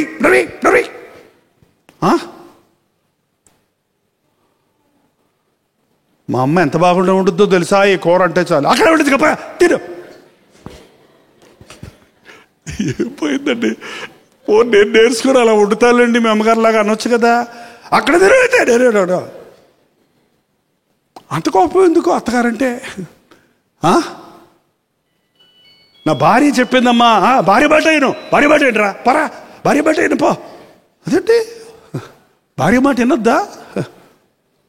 ఎన్ని కుటుంబాల్లో అండి విశ్వాసన భార్యాభర్తలు ఏకమనిస్తూ ఉంటే సంతోషించడానికి బదులు వారిని విడగొడతానికి ప్రయత్నిస్తున్నారు, వారిని బాధపడటానికి ప్రయత్నిస్తున్నారు. అందుకే కుటుంబాల్లో కూలిపోతున్నాయి, అందుకే కుటుంబాలు పాడైపోతున్నాయి. ఏక మనస్సు, ప్రేమ అన్నిటినీ సహిస్తుంది, అన్నిటినీ ఓర్చుకుంటుంది. ప్రేమలో అసూయ లేదు, ప్రేమలో కోపం లేదు, పగ లేదు. దేవుని మాటలు వింటున్నప్పుడు, దేవుని మనస్సుతో నింపబడినప్పుడు, దేవుని ఆత్మతో నింపబడినప్పుడు, దేవుని ప్రేమతో మనం నింపబడతాం. యోనాతాను ప్రేమ సమస్తము దావీదుకి అప్పగించుకోవడానికి సిద్ధంగా ఉన్నాడు. నేను ఇంకొక మాట చూసి ముందుకెళ్దాం చూడండి. 23వ అధ్యాయం యోనాతాను, మొదటి సమూయేలు 23వ అధ్యాయము 16వ వచనం. అప్పుడు సౌలు కుమారుడైన యోనాతాను లేచి వనములోనున్న దావీదు వద్దకు వచ్చి, నా తండ్రి అయిన సౌలు నిన్ను పట్టుకొనజాలడు, నీవు భయపడొద్దు, నీవు ఇశ్రాయేలులకు రాజు వగుదువో, నేను నీకు సహకారి నగుదును. ఏంటంట,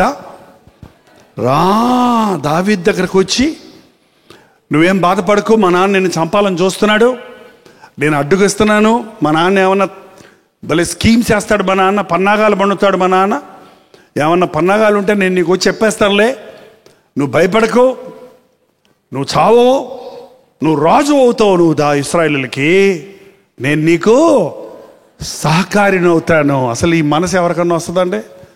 నేనే రాజు అవ్వాలి, నేనే ఫస్ట్ ప్లేస్ కావాలి, నువ్వు రాజు అవుతావు, నేను నీకు సహకారిని అవుతాను.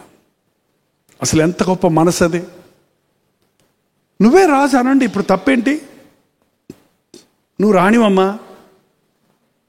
భార్య రాణి అయితే భర్త ఏమవుతాడండి? రాజు అయిపోతాడు. భార్య రాజు అయితే భార్య ఏమవుద్ది, భర్త రాజు అయితే భార్య ఏమవుద్ది, రాణి అయిపోద్ది. నువ్వు చెప్పినట్టు నేను అనాలా, నేను చెప్పినా నువ్వు అనాలి. ఏంటంటే రెండో స్థానం తీసుకోవడానికి భయపడతారండి చాలామంది. రెండో స్థానం అంటే ఒక చీప్, చౌకబారదు అనుకుంటున్నారు కొంతమంది. మొదటి స్థానంలో ఉండాలని ఆశపడుతుంటారు, పోటీ పడుతుంటారు, పోట్లాడుకుంటుంటారు. కానీ దేవుడు ఇద్దరిని వాడుకున్నప్పుడు ఇద్దరికీ ఒకే ప్రతిఫలం ఇస్తాడు. యుద్ధానికి వెళ్ళిన వాడికి ఏ ప్రతిఫలమో, కావలి కాసిన వాడికి అదే ప్రతిఫలం. చాలామంది సహాయంతో ఈ పరిచయం జరుగుతుందండి. కొందరు డబ్బులు ఇస్తున్నారు, కొందరు కానుకలు ఇస్తున్నారు, కొందరు ప్రార్థన చేస్తున్నారు, కొందరు పనులు చేస్తున్నారు, కొందరు వీడియోస్ తీస్తున్నారు, కొందరు వాయిద్యాలు వాయిస్తున్నారు, కొందరు అక్షరశగా ఉన్నారు, కొందరు అన్ని విషయాల్లో. కొంతమంది ఎక్కువ కనపడుతున్నాం, కొంతమంది కనపడరు అసలే. కానీ దేవుడు ప్రతిఫలం ఇచ్చినప్పుడు అందరికీ 5 గంటలకు పొద్దున్న వచ్చినోడికి ఎక్కువ చేసింది తక్కువ చేసింది కాదు, నీ మనస్ఫూర్తిగా చేసింది ఏదైనా దేవుడు ప్రతిఫలము ఇస్తాడు. నువ్వు రాజువి, నేను సహకారిని. నువ్వు ఫస్ట్, నేను సెకండ్. నీది మొదటి స్థానం, నాది రెండో స్థానం. నేను మొదటి వారికి ఉండాలి. అసలే రాజు నేను రాజునవుతాను, నువ్వు నా మంత్రిగా పెట్టుకుంటాను నిన్ను అనలేదు ఇక్కడ యోనాతాను. నేను రాజకుమారుని, రాజవంశంలో పుట్టినవాడిని, రాజ ట్రిక్స్ అని నాకు తెలుసు, మా నాన్న దగ్గర ఇవన్నీ నేర్చుకున్నాను, నేను నాది సింహాసనం, నీకు నేను మంత్రి పదవి ఇస్తానులే అంటలేదు. ఏమంటున్నాడు? నువ్వు రాజు అవుతావు, ఎందుకంటే దేవుడు నిన్ను కోరుకున్నాడు. దేవుడు కోరుకున్నాడు. నాది వంశపారంపర్యమేమో కానీ నీది దేవుని ఉద్దేశం. దేవుని ఉద్దేశం నెరవేరాలి కానీ లోక పద్ధతులు కాదు నెరవేరేది, లోకానుసారమైంది కాదు క్రైస్తవ జీవితం అనేది. నువ్వు రాజు అవుతావు, నేను సహకారిగా ఉంటాను, నువ్వు భయపడొద్దు. 17వ వచనం, నువ్వు ఇశ్రాయేలులకు రాజు అవ్వదు, నేను సహకారిగా ఉందును. ఇది నా తండ్రి అయిన సౌలునకు తెలిసి ఉన్నదని అతనితో చెప్పి దేవుని బట్టి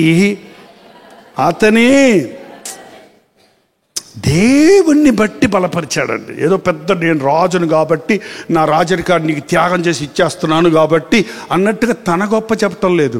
దేవుని యందు భయభక్తులు కలిగినాడు యోనాతాను. కాబట్టి దావీదుతో మనసు కలిసిందండి. దేవుని భక్తి కలిగిన వాడే భక్తి కలిగిన వాడితో మనసు కలుపుతాడు. అవిశ్వాసికి విశ్వాసికి మనసు కలవదండి. విశ్వాసికి అవిశ్వాసికి ఎందుకు సౌలుకు దావీదు మనసు కలవటం లేదు? దావీదుతో మాట్లాడినప్పుడు సౌలు మనసు మార్చుకోవడను అని ఉండాలి అక్కడ న్యాయంగా. అర్థమైందా మీకు? దావీదు సౌలుతో మాట్లాడుట ముగించిన తరువాత సౌలు తన మనసును మార్చుకొనను అని ఉండాలి.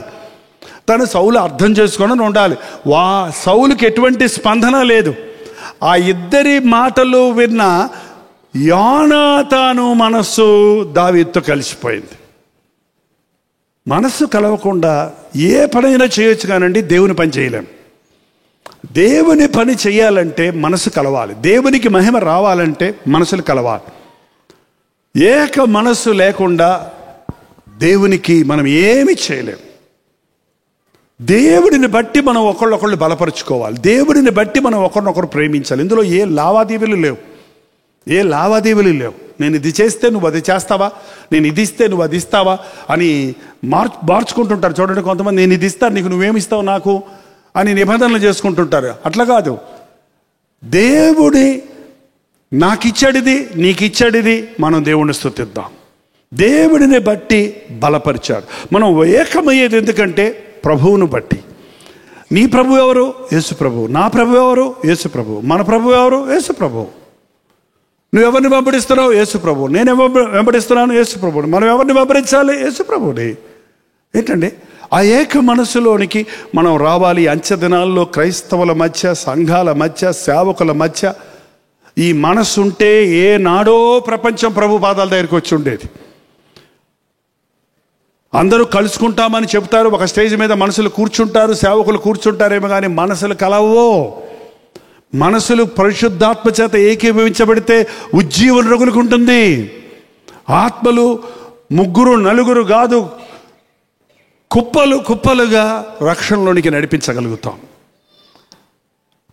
యోనాతానుకున్న మంచి మనసు, ప్రేమించే మనసు, ప్రార్థించే మనసు, బలపరిచే మనసు, దేవుణ్ణి మహిమపరచాలని ఆశించిన మనసు, అదే మనసు దావీదుకు ఉంది. కాబట్టి వారి మనసులు ఏకమైనవి.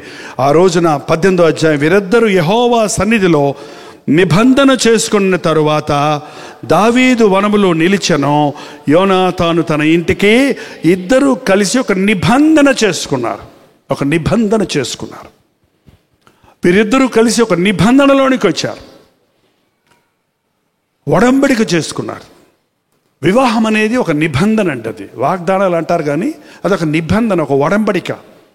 నేను నిన్ను ప్రేమిస్తాను, నీకు సహకరిస్తాను, నిన్ను కలిమిలో లేమిలో, ఆరోగ్యములో అనారోగ్యములో నిన్ను విడివక, నిన్ను ఎడబాయక, ఇతరులను వల్లక, జీవిత మరణము మనలను వేరు చేయ వరకు నీతోనే కాపురము చేయదునని అటు భర్త అటు భార్య ఇద్దరు వధూవరుల చేత వాగ్దానాలు చెప్పిస్తాం పాస్టర్లుగా. మేము ఒక నిబంధన చేసుకున్నారు. ఆ నిబంధనను ఎంతమంది మీరిపోతున్నారు ఈ రోజున? మరణం వరకు మన ఇద్దరం ఏక మనసుతో ఉండాలి. మరణం వరకు మన ఇద్దరం కలిసి జీవించాలి. విడాకులు ఇచ్చేస్తాను అంటారేంటి? గబక్కన విడిపోతాం మేమని అంటారేంటి? అది నిజమైన నిబంధన కాదు. ఒక నిబంధన దేవుని సన్నిధిలో చేసుకున్నారు. నువ్వే రాజువి, నేనే సహకారిని. నీ జోలికి నేను రాను, నిన్ను బాధ పెట్టను, నీతో పోరాడను, నాకు ఎటువంటి విరోధం లేదు, ఎటువంటి భేదం లేదు, నువ్వు రాజు అయ్యావన్న అసూయ నాకు లేనే లేదు అని ఒక నిబంధన చేసుకున్నాడు. ఇక్కడ యోనాతాను ఏమేమి ఇచ్చాడో మరొకసారి జ్ఞాపకం ఉంటే చెప్పేంటి త్వరగా. దుప్పటి అంటే తన యొక్క స్థానాన్ని, తన ఆధిక్యతనిచ్చాడు. తన యొక్క కత్తిని అంటే తన యొక్క యుద్ధాన్ని ఇచ్చాడు, తన పోరాటాన్ని ఇచ్చాడు, తన యొక్క బలాన్ని ఇచ్చాడు, అన్నీ ఇచ్చాడు. ఏమి ఇవ్వలేదు?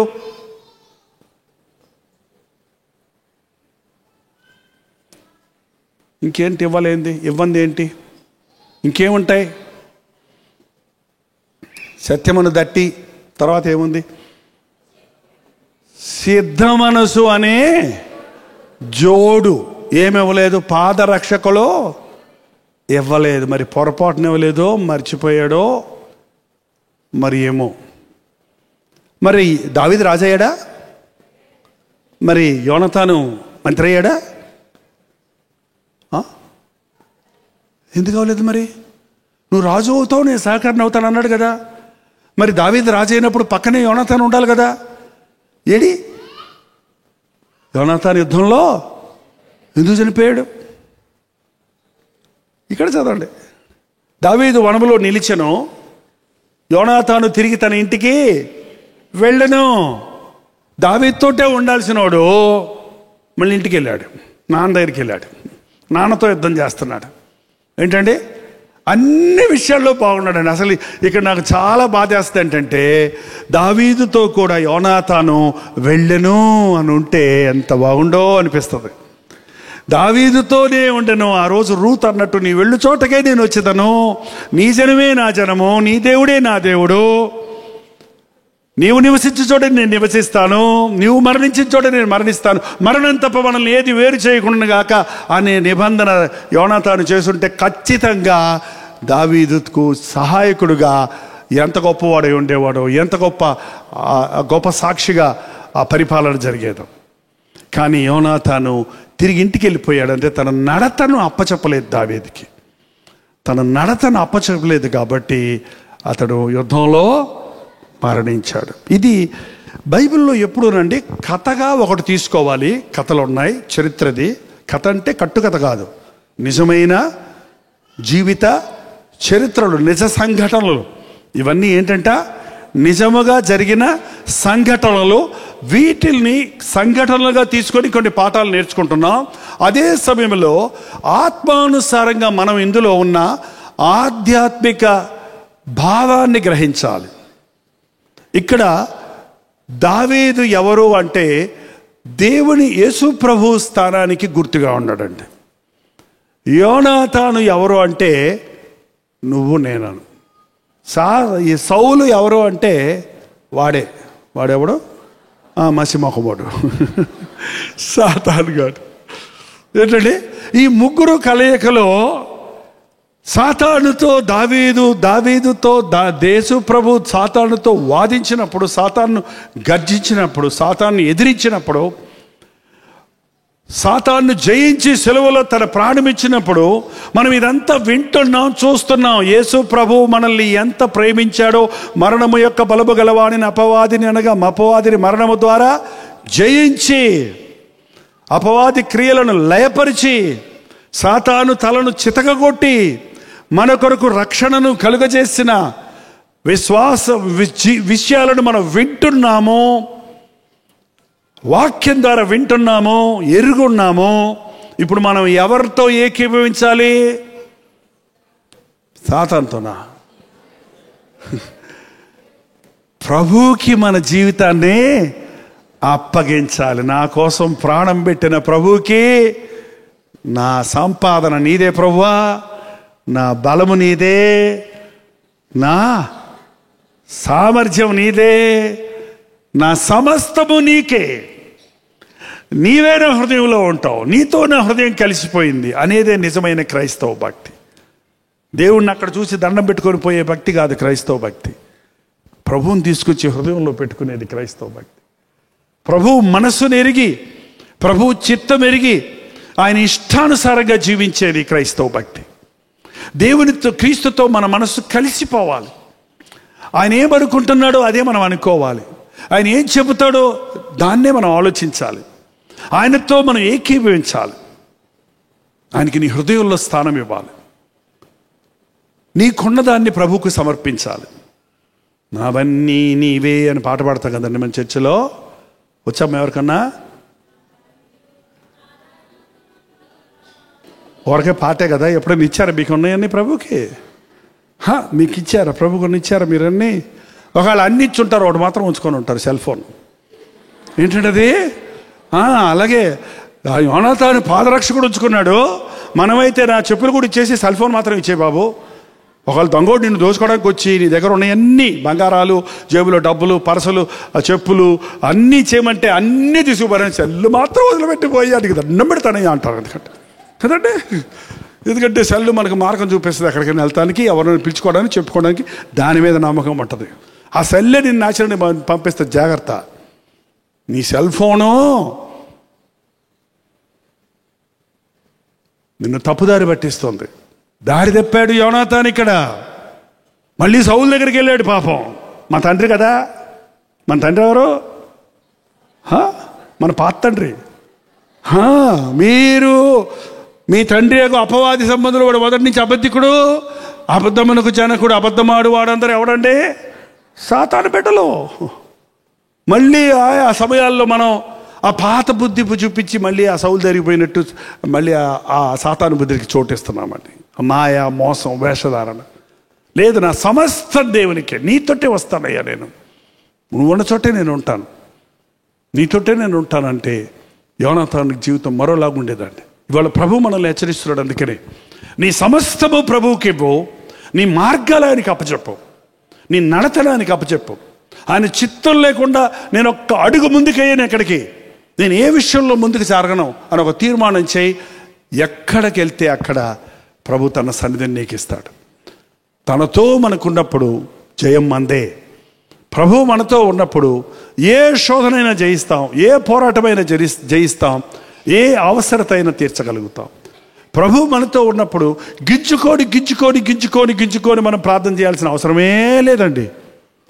ప్రార్థన చేయాలంటే యేసయ్యా యేసయ్యా యేసయ్యా అబ్బా ఏం ప్రార్థన చేస్తాడు అనుకుంటారు. అంత దూరంగా ఉన్నాడు అనమాట యేసయ్యానికి.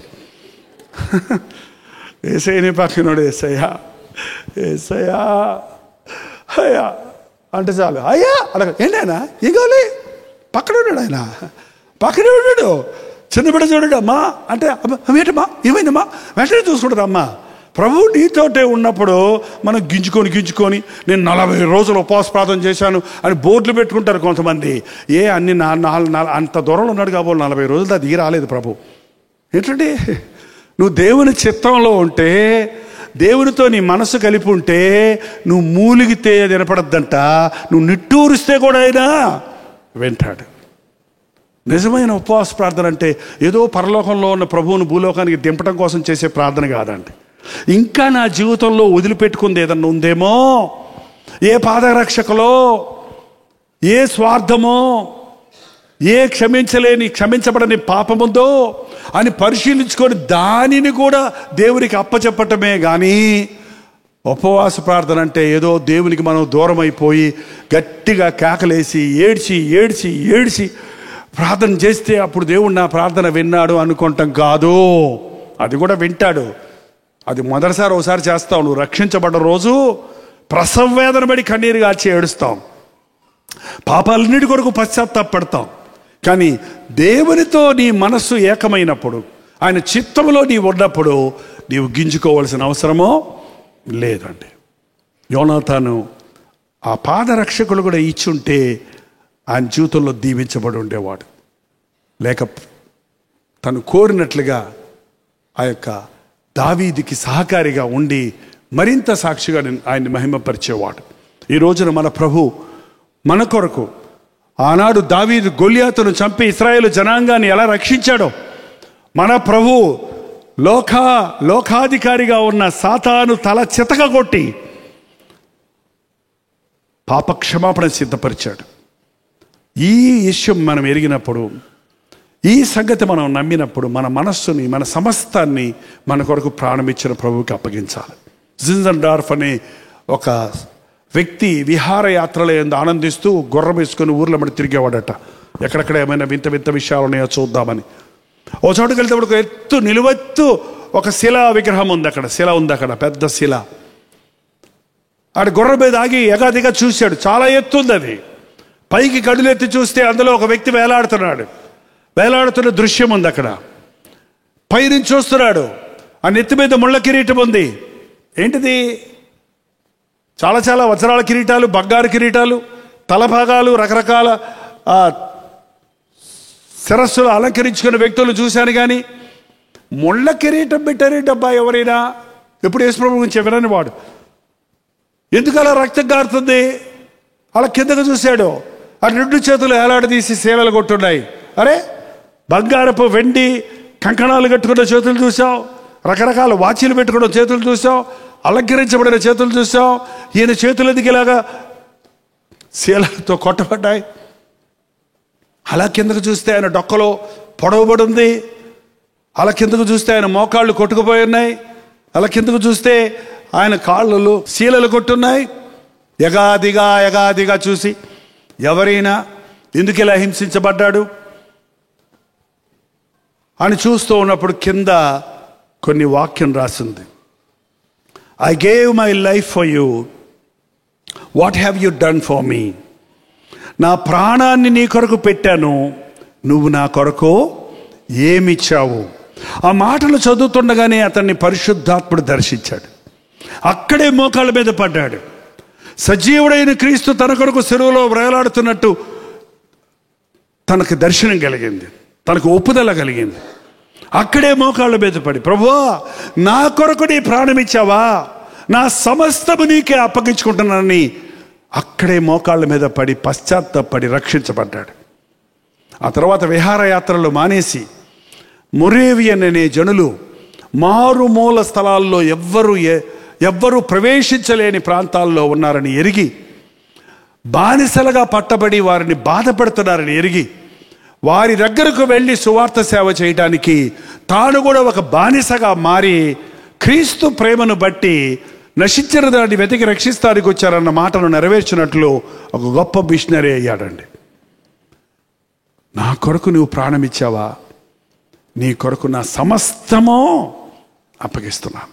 మనం ఎన్నోసార్లు పాటలు పాడతామండి, నేను నా ఇంటి వారు నిన్నే సేవిస్తాము, నేను నీ సొత్తు అని అంటామే. కానీ ఈరోజు ఒక్కసారి ఆలోచించండి, నువ్వు ప్రభుకి ఏమిచ్చావు? నీ హృదయం ఇచ్చావా? నీ జీవితంలో ఇంకా దాచుకున్నది, ప్రభువుకి ఇవ్వలేకుండా ఆపుకున్నది ఏదైనా ఉందా? అది నీ దారి తప్పిస్తుంది. యోనాతాను ఎంత విశాలమైన మనసు కలిగినా, యోనాతాను ఎంత గొప్ప వ్యక్తిగా ఉన్నా, ఎంతగా దావీదును ప్రేమించినా, ఎంతగా దావీదుకు అన్నీ అప్పగించినా, ఒక్క విషయంలో అతడు సరెండర్ అవ్వలేదు. కాబట్టి తన మార్గం తప్పు మార్గమై, తన భవిష్యత్తు వేరేలాగుంది. ఈరోజు నా జీవితాన్ని పట్టింది ఒక్కటి ఉందేమో కాళ, అది ఎన్నో ఉన్నాయేమో. ఈరోజు నిన్ను ప్రేమించిన ప్రభువుతో నీ మనసు కలిపితే, నీ కొరకు ప్రాణమిచ్చిన ప్రభువును నిజంగా నీవు ప్రేమిస్తే, నిజంగా నీవు ప్రేమిస్తూ ఉంటే, ప్రతి క్షణం నీవు ఆయనతో సహవాసం చేస్తూ ఆయన చిత్తంలో నడుస్తూ ఉంటే, తప్పక రాజుగా ఉన్న ప్రభు, రాజులకు రాజుగా ఉన్న ప్రభు మధ్యలో, ప్రభు సన్నిధిలో, ఆయన సింహాసనం మీద రాజుగా, రాజులకు రాజు అంటే ఏంటంటే ఆయన రాజు, మనం రాజులం. రాజులైన యాజక గుంపులో ఉండాలని, జయించువాని నాతో పాటు సింహాసనం మీద కూర్చుండబెట్టుకుంటాను అన్నాడు. ఆ పరలోకం చేరాలనే ధ్యాస తప్ప భూలోకంలో ప్రభుకి గుడ్ బై చెప్పాలనుకునే వాళ్ళు పరలోక రాజ్యానికి చేరలేరు. నిబంధన చేసుకున్నాను బాగానే ఉంది, ఒప్పందం చేసుకున్నాడు యోనాతాను బాగానే ఉంది, అన్నీ ఇచ్చాడు బాగానే ఉంది, తన ఇంటికి వెళ్ళాను అన్నది చివరిలో. ఆ ఒక్కటే తన భవిష్యత్తును మార్చేసింది. మనం కూడా మన జీవితాల్లో ప్రభువుకి ప్రేమిస్తున్నామని, ప్రభువుని నమ్ముకున్నామని, ప్రభువుకు ప్రార్థన చేశామని నువ్వు ఎన్ని చెప్పినా, ఆయనకి ఎన్ని ఇచ్చినా, నీ మార్గాలను ఆయనకి అప్పచెప్పకపోతే, నీ జీవిత ధ్యేయాన్ని ఆయనకు అప్పచెప్పకపోతే మనం దారి తప్పుతాం. నిలబడండి, ప్రార్థన చేసుకుందాం. ప్రతి ఒక్కరూ నిలబడి ప్రార్థన చేసుకుందాం. కొద్ది క్షణాల్లో మీటింగ్ అయిపోతుంది. చాలా ప్రశస్తమైన సమయము. నీ జీవితంలో ఇంకా ప్రభువుకి ఇవ్వనిది ఏది ఉందో అది ఈ సమయంలో దేవునికి అప్పగించు. నోరు తెరిచి ప్రార్థన చేద్దాం. ప్రభు ఇక్కడ ఉన్నాడని నమ్ముదాం. నీ శరీరంలో రోగాలని నీకు తెలియకుండానే స్వస్థపరుచుచున్నాడు ప్రభువు. నీ శరీరంలో ఆయన రక్తం ప్రోక్షించబడుతుంది. నీ మనసులో ఉన్న కలవరాలన్నీ పటాపంచలో ఉన్నట్లుగా పరిశుద్ధాత్ముడి సన్నిధి మన మధ్య ఉంది. యేసయ్య మాటలు మనం వింటుండగానే మన మనసులన్నీ ఏకమవుతుండగానే పొంచి చూస్తున్న సాతానికి చోటివ్వక, మన జీవితాల్లో అభ్యంతరకరంగా ఉందేదో, దేవునికి అప్పచెప్పకుండా మిగిలిపోయిందేదో, దాన్ని ఈ సమయంలో ఇదిగో ప్రభువా నా నడతలు నీకు అప్పగిస్తున్నా. ఇంకా నీ జీవితంలో ఇవ్వంది ఏంటి ఆయనకి? నీ స్వార్థమా, నీ అహమా, నీ పొజిషనా, నీ ఆస్త, నీ బిడ్డలనా, నీ మార్గాలనా? ఒక్కసారి ఆలోచించు. ఇదిగో ప్రభువా నా సమస్తము నీకు అర్పిస్తానని దేవుడితో ఒక అప్పచెప్పుకో. నా సమస్తము నీకు అప్పగిస్తానయ్యా, నీతోటే ఉంటానయ్యా, నీ వెళ్ళు చోటే నేను ఉంటానయ్యా, నీ జనమే నా జనమయ్యా, నీ దేవుడే నా దేవుడు, నీతో పాటు మరణించడానికి నేను సిద్ధమన్న రూతులాగా ఒక నిబంధన చేసుకుందాం. ఆయన రాజ్యం చేరే వరకు ఆయన్నే ప్రేమిద్దాం, ఆయన్నే వెంబడిద్దాం, ఆయన్ని ప్రేమించే వారితోనే సహవాసం చేద్దాం. ఆయన కార్యాలు చేయడానికి మనందరం ఏకీభవిద్దాం. కుటుంబంగా ఏకీభవించండి, సంఘముగా ఏకీభవించండి, విశ్వాసులుగా ఏకీభవించండి. మీకు ఇవ్వబడిన సేవకులతో ఏకమనసు కలిగి దేవుని పని చేయండి. మీరు ప్రార్థిస్తున్నప్పుడు ఇతరులతో ఏకీభవించి ప్రార్థన చేయండి. అప్పుడే అద్భుతాలు జరుగుతాయి. ప్రభువే ఉంటాడు మన మధ్య, తీరుస్తాడు మన బాధలన్నీ, లోటులన్నీ, కొరతలన్నీ. రెండు చేతులు పైకెత్తి ప్రార్థన చేద్దాం. ఒక్కసారి మమ్మల్ని చూడు ప్రభువా. ఈ రాత్రి ఈ సాయంకాల సమయంలో నీ పాదముల దగ్గర చేరిన ప్రతి ఒక్కరిని చూడయ్యా. మా మనసులను చికాకుపరిచే సాతాను మాటల నుండి మమ్మల్ని విడిపించు. అసూయ, ద్వేషములు, పగలు మా హృదయాలలో నిలిచి ఉండకుండా మా విరోధులను క్షమించగలిగిన మనసులు మాకు దయచేయము. మా మాటలలో కాక మా క్రియలలో దేవుని ప్రేమ చూపించినట్లు ఆ కలువరి ప్రేమను మా హృదయాలలో కుమ్మరించిన ఆయన, నీ మేలులు పొంది తన హృదయాన్ని సాతానికి అప్పగించిన సౌలు వలె కాక నీ జీవితాలను నీకు అప్పగించుకున్నట్టుకు మాకు సహాయం చేయను ఆయన. దావీదుతో యోనాతాను మనసు కలిసిపోయాను అన్న రైతి యేసయ్యతో ఆయన బిడ్డలతో మా మనసులు కలిసిపోవడానికి సహాయం చేయను ఆయన. కలిసి ప్రార్థించేవారిగా మమ్మల్ని చేయి తండ్రి. కలిసి నీకు మొర్రపెట్టినప్పుడు ఎన్ని అద్భుత కార్యాలు జరుగుతాయో గుర్తించడానికి మాకు సహాయం చేయను ఆయన. ఎన్నో ఊరుల నుండి మమ్మల్ని ఇక్కడ చేర్చావు, ఎన్నో స్థితిగతులలో ఉన్న వారిని ఇక్కడ ఒకటిగా చేశావు. రాజు పేద ఆయన, వ్యత్యాసమైన కులాలు జాతులు ఉన్న, స్తోమతలు వ్యత్యాసంగా ఉన్న, అధికారాలు హోదాలు వేరువేరుగా ఉన్న నీ ప్రేమలో మమ్మల్ని అందరినీ గెట్టుగెదర్లో పెనవేస్తున్నందుకు వందనములయ్యా. ఏక మనసుతో నీకు మొరపెట్టినట్లుగా చేస్తున్నందుకు వందనములు తండ్రి.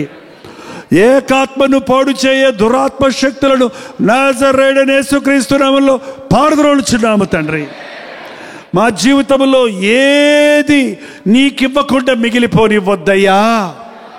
మా సమస్తము నీకేనయ్యా. నీ రక్తమంతా మా కొరకు కార్చావు కదా, నీ ప్రాణమంతా మా కొరకు ధారపోసావు కదా, మమ్మల్ని ప్రాణమిచ్చినంతగా ప్రేమించావు కదా. మా బాధను, మా భారములను, మా శ్రమలను, మా వ్యాధులను, మా శాపమును సెలవులో భరించావు కదా. నీకోసమే బ్రతుకుతామయ్యా, నిన్నే ప్రేమిస్తామయ్యా, నిన్నే వెంబడిస్తామయ్యా. మా మార్గాలు నీకే అప్పగిస్తున్నాము తండ్రి. ఎవరెవరిక్కడ అటువంటి నిర్ణయం చేసుకున్నారో అట్టి వారి మీద నీ అభిషేకమును దయచేయను ఆయన. మా మనస్సులో నీ ప్రేమతో పెనవేసి నీ రాజ్యాభివృద్ధి కొరకు, నశించిపోతున్న ఆత్మలను రక్షించిన కొరకు మా గృహాలలో, మా ఇళ్లలో, మా చుట్టుపక్కల ఉన్న వారి అందరూ నిన్నెరగని వారిగా ఉన్నారు. వారిని నీ యొద్దకు నడిపించుటకు, అపవాదితో యుద్ధమాడుటకు సహాయం చేయి. సాతాను తప్ప మాకు ఏ విరోధి లేడని, దురాత్మ సమూహములతో, వాయుమండల అధిపతులతో మేము పోరాడుచున్నామని గ్రహించి నీ ప్రేమను పంచటానికి మాకు సహాయం చేయి. ఎవరెవరు ఏ బాధలతో, అవసరతలతో, అనారోగ్యాలతో, ఎటువంటి ఆర్థిక ఇబ్బందులతో, ఎటువంటి కుటుంబ సమస్యలతో సతమతమవుతూ నీ సన్నిధికి వచ్చి విడుదల కోరి ఉన్నారో ఇప్పటికే వారిని దర్శించినందుకు వందనములయ్యా, స్వస్థపరిచినందుకు వందనములయ్యా, వారి సమస్యలకు పరిష్కారాలు ఏర్పరిచినందుకు వందనములు తండ్రి. నీ ఆశీర్వాదాలతో తిరిగి వెళ్ళడానికి సహాయం చేయము. యేసు క్రీస్తు నామములో అడుగుచున్నాము తండ్రి. మన తండ్రి అయిన దేవుని యొక్క ప్రేమయు, కుమారుడైన క్రీస్తు యొక్క కృపయు, ఆదరణకర్త అయిన పరిశుద్ధాత్మ యొక్క సహవాసమును కుడి వచ్చిన మనందరికీ ఎప్పుడును సదాకాలము తోడై ఉండును గాక. ఆమేన్, ఆమేన్, ఆమేన్.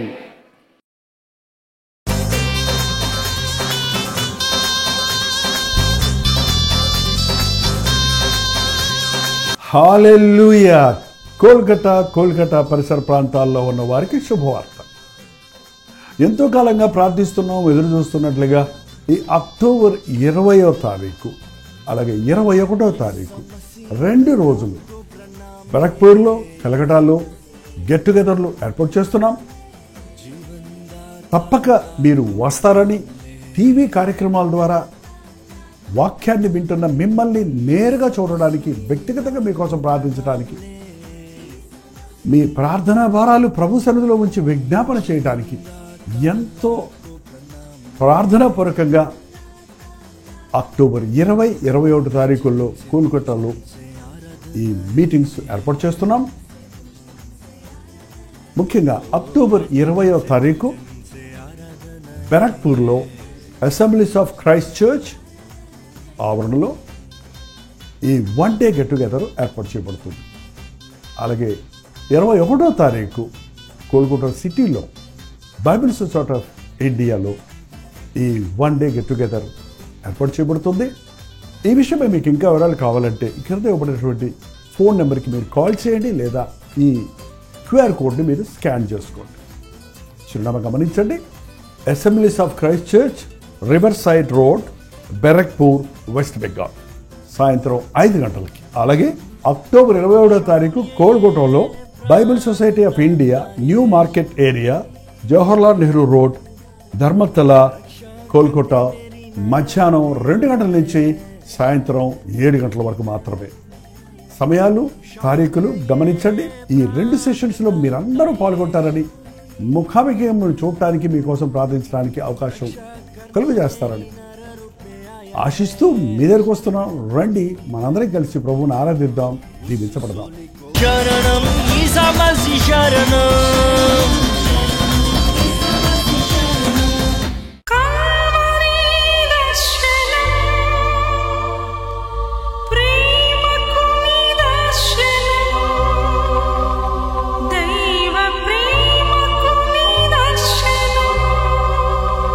తెలుగు, తమిళ, హిందీ, మలయాళం, బెంగాలీ, ఒరియా అనే 6 భాషల్లో టెలివిజన్ ప్రోగ్రామ్స్ కొనసాగుతూనే ఉన్నాయి. భారభరితమైన పరిచయంలో మీరు సహకరించాలని ఆశిస్తే, ప్రభు మిమ్మల్ని ప్రేరేపిస్తే మీ విరాళాలు, కానుకలు డాక్టర్ జై ఫౌండేషన్స్ అనే ట్రస్ట్ నెంబర్కి మీరు పంపించవచ్చు. అవి నేరుగా టీవీ ఛానల్స్కి వెళ్తాయి. అందులో ఏది మేము మా సొంత ఖర్చుల కొరకు ముట్టుకోవటం లేదు, వేరే పరిచయ కొరకు ముట్టుకోవటం లేదు. టెలివిజన్ పరిచయలో ఇంకా సువార్త వెళ్ళని వారికి అది అందించాలని ఆశతో ఒక 20 సంవత్సరాలుగా కొనసాగుతున్న పరిచయం కొరకు ప్రార్థించండి, మీ సహకారాన్ని అందించండి. ఈ విషయం మీకు ఇంకా వివరాలు కావాలంటే 89393939 అనే నెంబర్కి మార్నింగ్ 10 నుంచి ఈవినింగ్ 10 లోపల మీరు ఫోన్ చేయండి, వివరాలు మీకు తెలియజేస్తాం.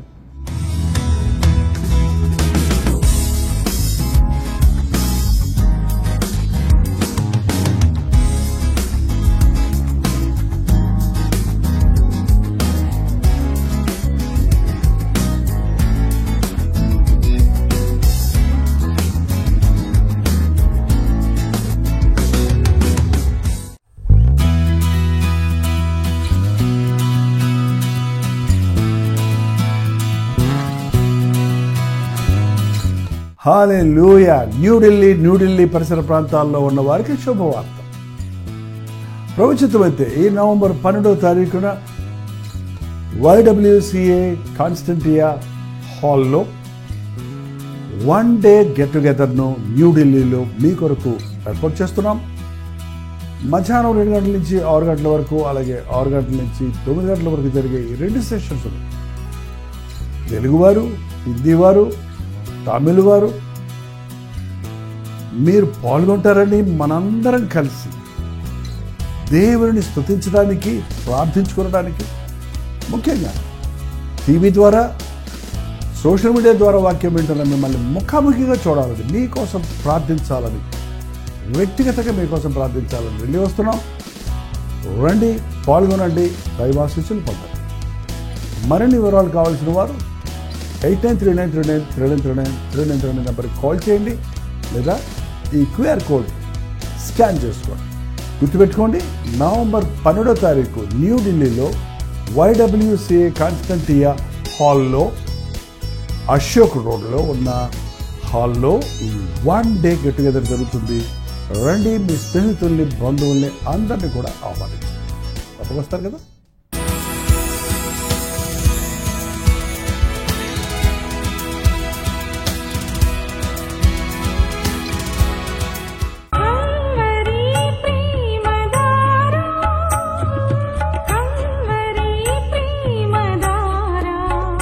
కల్వరి ప్రేమధార అనే మా ద్విమాస పత్రికను ఈ మధ్య త్రైమాస పత్రిక అంటే 3 నెలలకి ఒక్కసారి మాత్రమే ప్రింట్ చేయగలుగుతున్నాం.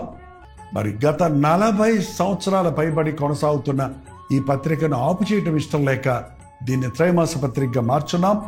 మీరు కల్వరి ప్రేమధార పత్రికను చదువుతున్నారా? ఒక ఉచిత పత్రిక కావాలంటే ఇవాళే మీ పేరు, చిరునామా, అడ్రస్తో పాటు, ఇంటి నెంబర్తో పాటు క్లియర్గా పంపించండి. తప్పకుండా ఒక ఉచిత పత్రికను మీకు పంపిస్తాం.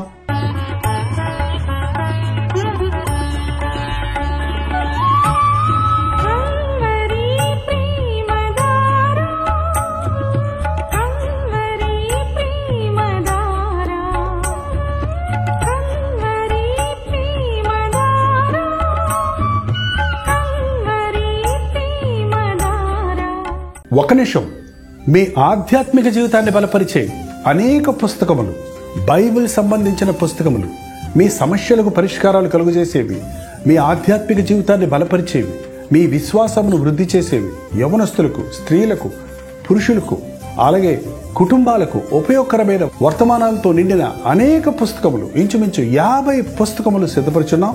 ఈ 50 పుస్తకాలు మీకు కావాలంటే ఇప్పుడే 08939393939 నెంబర్కి కాల్ చేసి తెలుసుకోండి.